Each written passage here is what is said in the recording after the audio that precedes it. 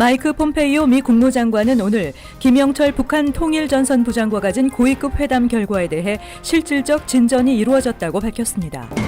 뉴저지 예비선거가 닷새 앞으로 다가오면서 한인 후보들이 대거 출마한 팰리세이드 파크 선거가 지나치게 과열되고 있습니다. 트럼프 대통령의 행정명령으로 연방정부의 지원금 제공 중단 위기에 처했던 불법 체류자 보호 도시들이 연방정부 지원금을 받을 수 있게 됐습니다. 최근 리얼 아이디 운전 면허증을 발급받기 위한 민원인들로 인해 차량국 대기 시간이 더욱 지체되고 있는 것으로 나타났습니다. 아시안 운전자 주의라는 차량 스티커 판매로 인종차별 논란이 일고 있는 가운데 최윤희 뉴욕 한인 학부모협회 공동회장이 아마존에 항의 성명서를 보냈습니다. 이상은 이 시각 주요 뉴스입니다. 시청자 여러분 안녕하십니까? KBN 뉴스입니다. 마이크 폼페이오 미 국무장관은 오늘 뉴욕을 방문 중인 김영철 북한 노동당 부위원장 겸 통일전선부장과 가진 고위급 회담 결과에 대해 지난 72시간 동안 실질적 진전이 이루어졌다고 평가하면서 아직 많은 일이 남아있다고 밝혔습니다. 폼페이오 장관이 언급한 72시간은 뉴욕 고위급 회담은 물론 판문점과 싱가포르에서 진행돼 온 북미 간 실무 접촉 결과를 모두 아우른 것으로 분석됩니다. 보도에 이명주 기자입니다. 마이크 폼페이오 장관과 북한의 김영철 노동당 부위원장은 오늘 오전 9시부터 맨해튼 팰리스 호텔에서 북미 정상회담을 위한 실무회담을 가졌습니다. 회담은 예상보다 빠른 오전 11시 25분에 끝났으며 회담 결과는 오후 2시 15분 같은 호텔 5층에서 기자회견을 통해 소개됐습니다. 폼페이오 장관은 단독으로 진행된 기자회견에서 북미가 합의에 이르려면 김정은 국무위원장의 과감한 리더십이 필요하다고 강조했습니다.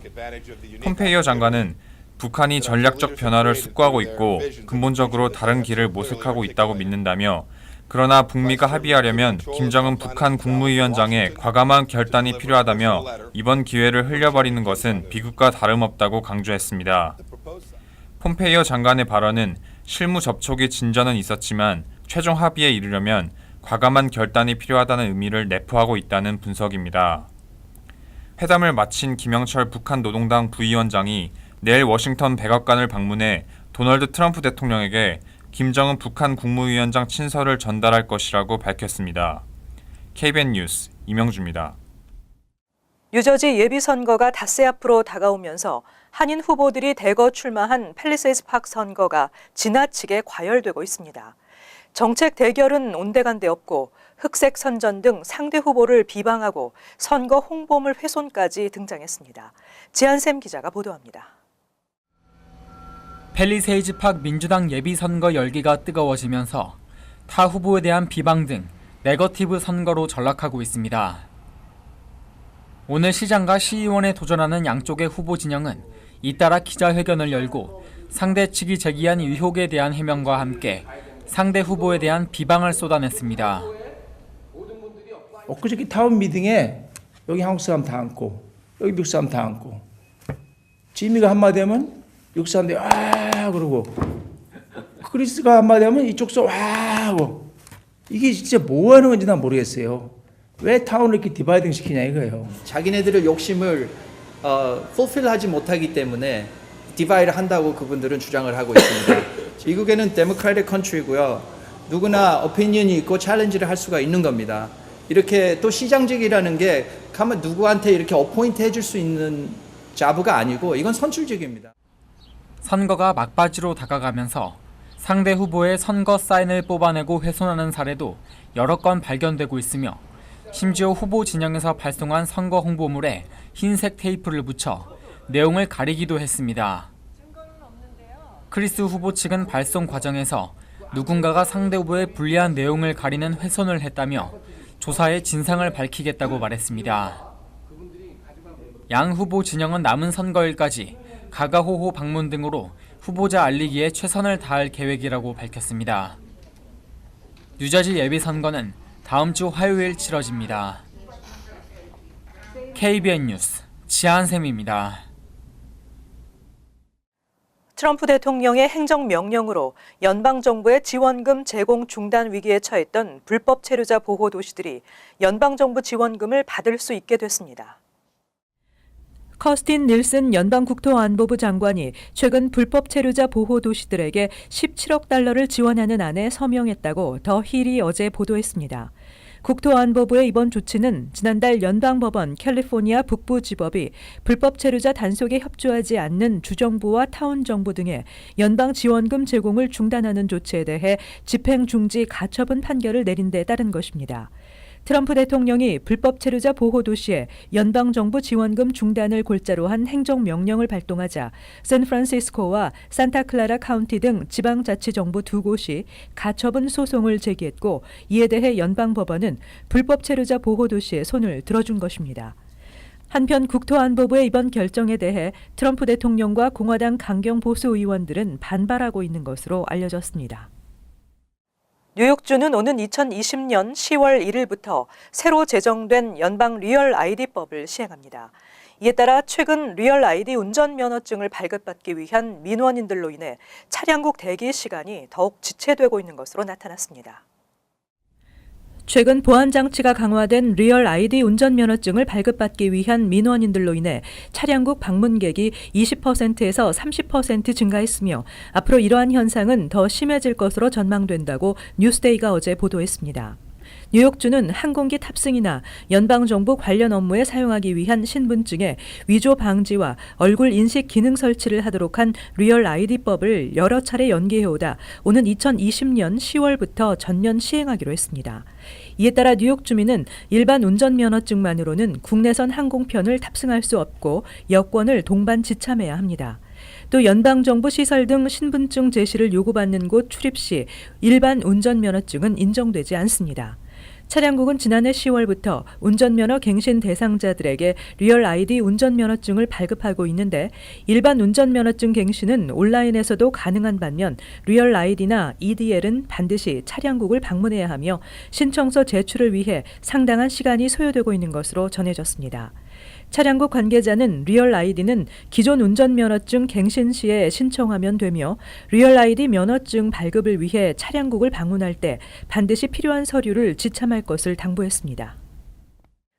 미국 내 수감 중인 재외 국민이 공정한 수사와 재판을 받을 수 있도록 관계 당국의 협조를 요청하는 영사 조력 활동을 해야 하는 한국 공관들이 자국민 보호 관리에 소홀하다는 지적을 받고 있습니다. 재외공관과 외교부 본부 운영실태 보고서에 따르면 일부 재외공관이 한국인 수감자 방문 면담을 하지 않거나 신상 파악에 나서지 않는 등 재외국민 관리를 제대로 하고 있지 않은 것으로 나타났다고 한국감사원이 어제 공개했습니다.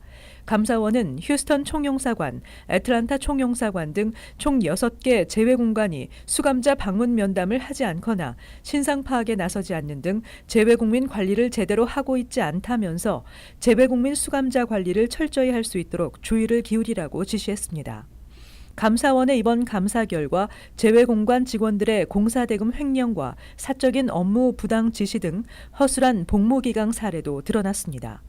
재외공관은 수감 중인 재외국민에 대해 정기적으로 방문 면담해 가혹행위 등 인권 침해 여부를 확인하고 재외국민이 공정한 수사와 재판을 받을 수 있도록 관계 당국의 협조를 요청하는 영사 조력 활동을 할 의무가 있습니다.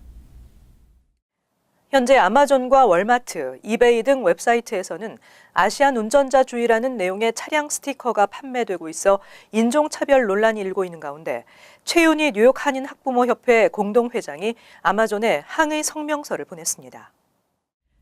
최윤희 뉴욕 한인 학부모협회 회장은 어제 최대 온라인 업체인 아마존에서 아시안 운전자를 조심하라. 여성 아시안 운전자입니다. 모두에게 행운을 빕니다라는 문구의 차량 스티커가 유통되고 있는 것은 여성과 모든 아시안에 대한 인종차별 범죄를 부추기는 행위라며 스티커 판매를 즉각 중단할 것을 촉구했습니다. 최 회장은 스타벅스가 지난 29일 전국 8천여 직영 매장 종업원들을 대상으로 인종차별 예방 방지 교육을 실시한 것처럼 아마존 역시 직원들에게 인종차별의 위험성을 교육해야 한다며 학생과 학부모를 비롯해 아시안 커뮤니티에 두려움을 안겨주는 이번 사건의 방지를 위해 노력할 것을 요청했습니다. 뉴저지주가 환경 보호를 위해 일회용 비닐봉지 사용을 전면 금지하는 법안을 추진하고 있어 주목되고 있습니다. 존 맥케온 주 하원 의원은 최근 뉴저지에서 일회용 비닐봉지 사용을 전면 금지하는 내용의 법안을 상정했습니다. 이 법안에 따르면 시행 첫 해에 비닐봉지 사용을 현재의 절반 수준으로 줄이고 2년째에는 고객에게 비닐봉지 제공이 전면 금지됩니다. 또 고객들이 재사용할 수 있는 장바구니를 소매점들이 제공해야 한다는 내용입니다. 연방환경보호청에 따르면 매년 전국에서 3,800억 개의 비닐봉지가 사용됩니다. 현재 주의회에서는 비닐봉지 사용을 줄이기 위해 한 장당 5센트의 수수료를 부과하자는 법안도 논의되고 있는데 이번에 상정된 법안은 완전히 사용을 금지하자는 내용이라 주목받고 있습니다. 한편 정치권에서는 비닐봉지 사용을 규제할 것으로 보이고 있는 가운데 식품업계에서는 비닐봉지 완전 퇴출보다는 수수료 부과가 현실적인 방안이라는 입장입니다.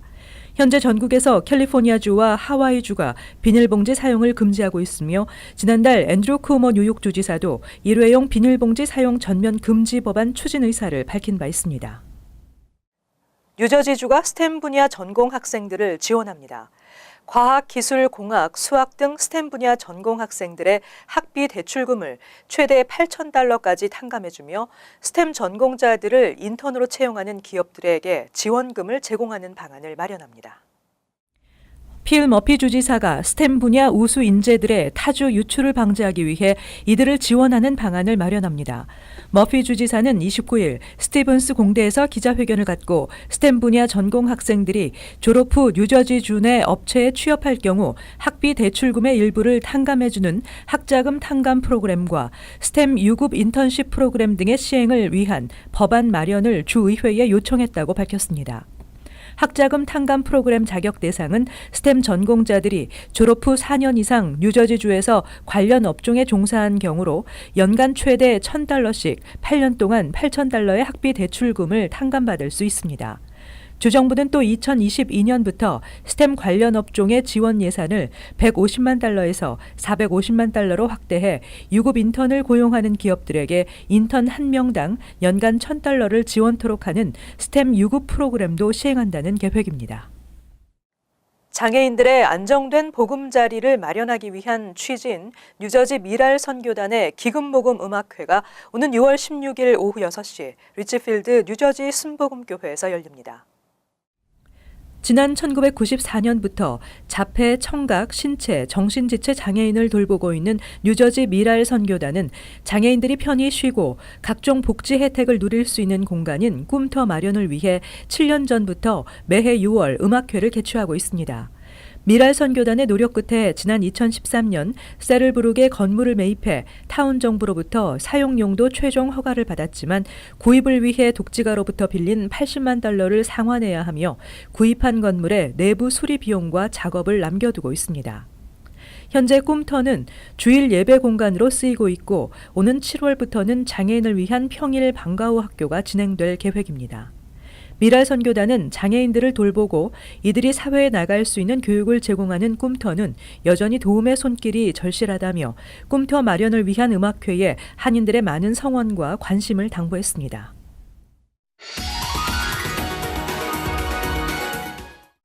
이어서 LA 지역 한인사회 소식입니다. 오는 6월 5일 예비선거를 앞두고 캘리포니아주 조세 형평국 3지구 벤 박 후보가 주민들을 위한 민원 행정을 구현해 나갈 것이라고 결선 진출에 대한 자신감을 내비쳤습니다. 특히 한인사회 현안에 대한 한인 정치인들의 역할을 강조하며 소신 있는 정치를 펼칠 것이라고 강조했습니다. 여준호 기자의 보도입니다. 출마 당시부터 다문화를 경험한 경력으로 다인종을 위한 공정행정을 강조한 벤 박 후보. 한인뿐만 아니라 소수계 인종의 세금 문제에 대해 도우미 역할을 자처하면서 주민들의 지지율도 급상승했습니다.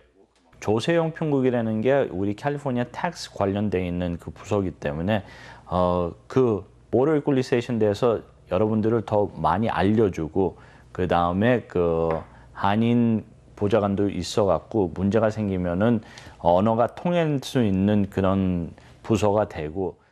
조세 형평국의 주요 과제인 민원 처리 지연에 대해선 현 당국의 문제점을 과감하게 지적했습니다.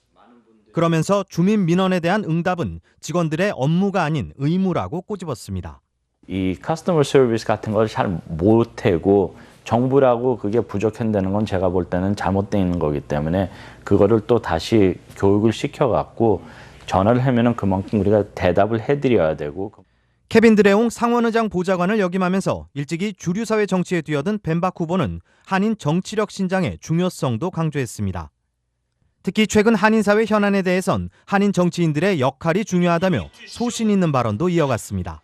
한인 정치인들이 이런 데 와갖고 같이 협조를 하고 같이 우리 그 목소리를 높여야지만 앞으로도 계속 잘 나가고 다른 정치하시는 분들한테 한인들하고는 이렇게 무시하면 안 되겠다 그런 그 상황이 생기는 이유 때문에 계속 저는 뭐 당선되거나 안 되거나 상관없이 이거에 대해서는 뭐 개인적으로 협조할 거예요. 벤박 후보는 선거 참여는 한인사회 정치력 신장의 토석이 될 수 있다며 한인들의 적극적인 지지와 응원을 당부했습니다. 한편 현재 조세영 편국 3지구엔 총 8명의 후보가 경쟁하고 있으며 이번 예비선거에서 상위 득표자 2명의 후보가 오는 11월 결선에 진출하게 됩니다. MBC 뉴스 여준호입니다. 캘리포니아 주민들 가운데 남가주 아파트 세입자들이 퇴거 통보를 가장 많이 받는 것으로 나타났습니다.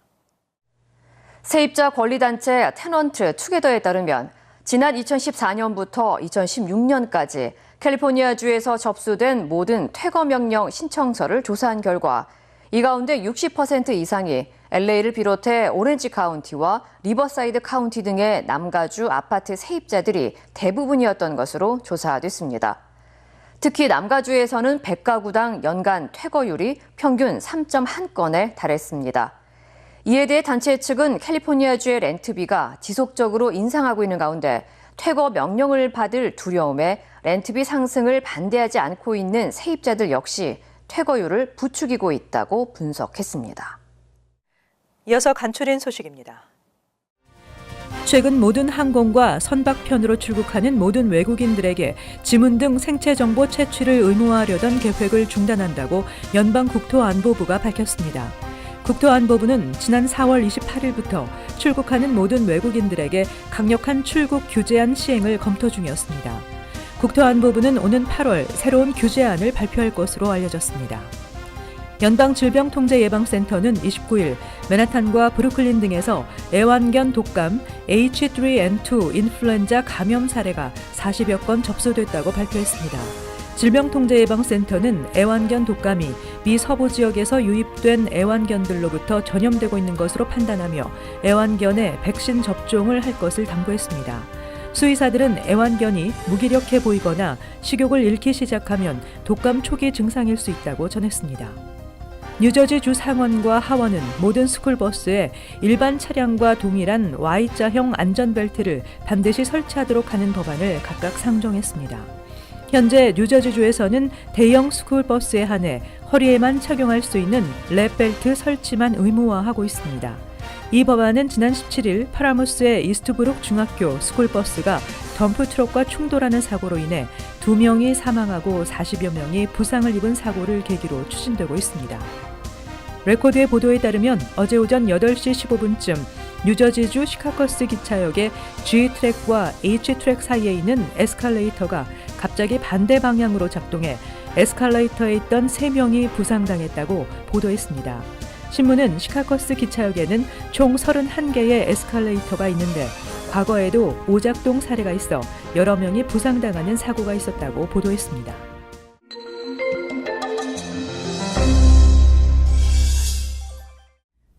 뉴욕시 경찰국에서 어제 열린 아시안 헤리티지 행사에서 한인경찰협회 등 5개 다민족 협회는 협회 활동을 소개했습니다. 행사에 참석한 필그림 선교 무용단은 난타 공연을 선보였습니다. 시리 하베스트와 퀸즈 YWCA에서는 오는 토요일 플러싱 YWCA 회관에서 총 200가구에게 무료로 신선한 농산물을 나눠드립니다. 퀸즈 한인회 역대 회장단은 모임을 개최했습니다. 다음 달 29일 대동연회장에서 개최 예정인 독도 지킴이 기금 모금을 적극 돕기로 결의하고 또한 소정의 기금을 전달했습니다. 팰리세이즈 팍 고등학교 중심의 방과후 클럽 호흡 클럽 정기 콘서트가 6월 8일 뉴저지 팰리세이즈 팍 파인 플라자 4층 맥제이 볼룸에서 오후 6시부터 개최됩니다. 행사를 통해 마련된 기금은 환경이 어렵고 우수한 학생들에게 장학금으로 지급됩니다. 계속해서 환율과 증권 소식입니다.